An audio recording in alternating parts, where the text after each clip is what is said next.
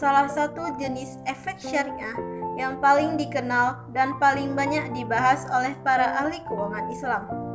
Sukuk tidak sama dengan obligasi, meskipun keduanya termasuk efek pendapatan. Hal ini dikarenakan obligasi adalah efek berbasis surat utang atau debt securities, sedangkan sukuk adalah efek syariah yang berbasis sekuritisasi aset atau asset securitization.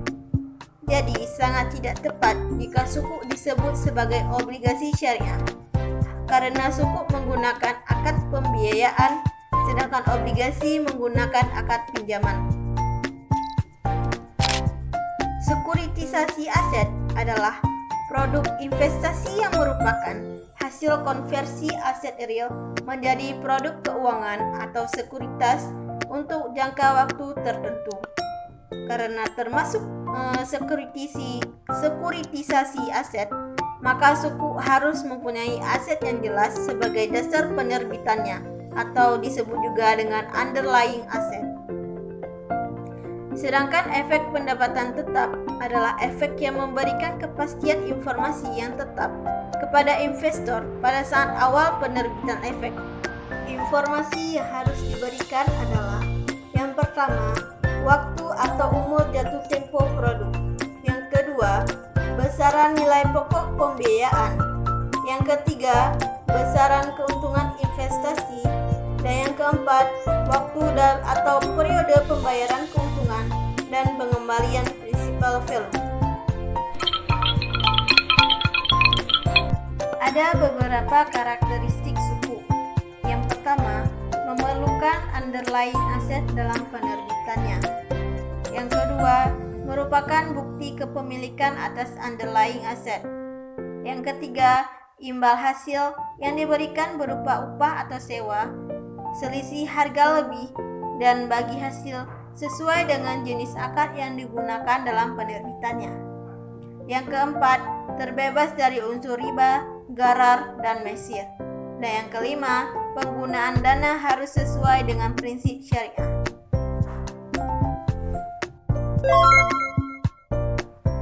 Salah satu variabel penting dalam sukuk adalah aset yang menjadi dasar penerbitannya atau underlying asset.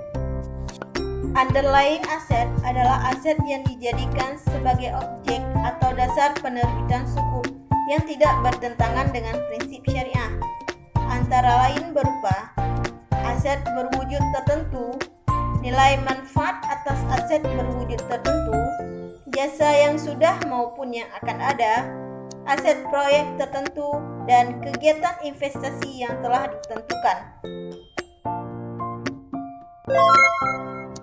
Setiap penerbitan sukuk akan melibatkan beberapa pihak, yaitu: yang pertama, pemilik aset yang dijadikan dasar penerbitan sukuk atau disebut dengan originator, dan biasanya sekaligus sebagai penerbit sukuk atau issuer atau emiten.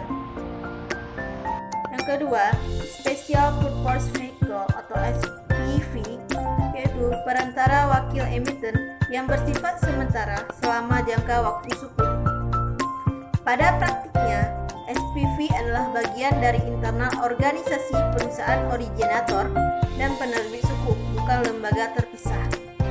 Yang ketiga, wali amanat, yakni lembaga independen yang menjadi wakil investor yang berhubungan dengan pihak penerbit sukuk. Yang keempat, Dewan Pengawas Syariah atau DPS atau tim ahli syariah emiten. Dan yang kelima, lembaga pemeringkat efek yang menilai kualitas sukuk yang diterbitkan.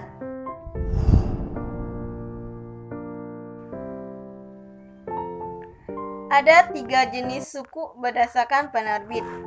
Yang pertama, sukuk korporasi, yakni sukuk yang diterbitkan oleh suatu perusahaan.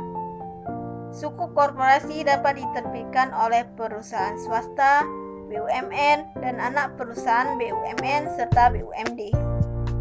Yang kedua, ada sukuk negara. Sukuk negara atau surat berharga syariah negara (SBSN) merupakan sukuk yang diterbitkan oleh pemerintah. Terdapat 2 kategori utama, yaitu sukuk pasar domestik atau denominasi rupiah dan denominasi non-rupiah. Dan yang ketiga, suku daerah, yakni suku yang diterbitkan oleh pemerintah daerah. Penerbitan suku daerah berperan sebagai instrumen peningkatan dan alternatif sumber pembiayaan pembangunan infrastruktur di samping APBD.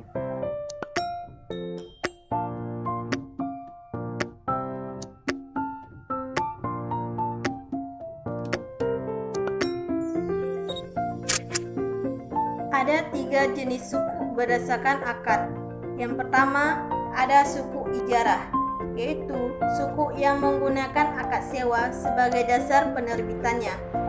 Di dalam suku ijarah ini, ada 2 struktur akad atau mekanisme penerbitan yang sering digunakan, yaitu ijarah aset to be leased dan ijarah sell and leaseback.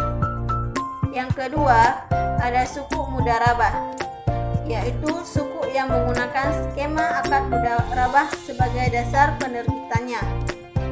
Dan yang ketiga ada suku wakalah, yaitu suku yang menggunakan skema akad wakalah sebagai dasar penerbitannya.